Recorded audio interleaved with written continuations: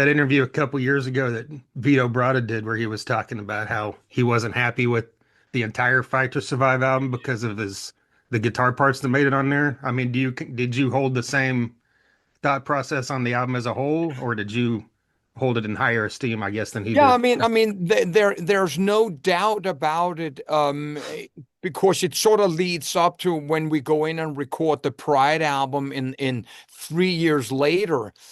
Um, Fight to Survive is being written at the same time while Vito and I are putting a band together, which never ever became a band.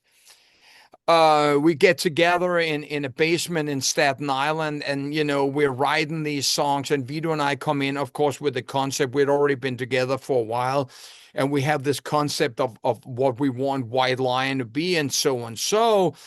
And the bass player and the drummer, I mean, I along, but we never really feel like we're building a band there. But then we go, 3/4 of a year later, we're in Germany recording the Fight to Survive album. We've never played the songs live. We've never really experimented with the songs to that great depth that makes you say, I'm sure in the way I'm playing it now because I've tried a couple of other ways.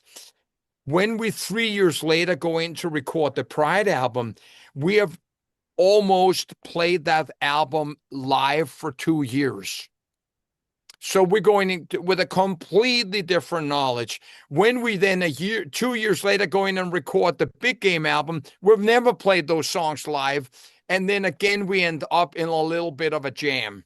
So all the answers are out there loud and clear when you look back.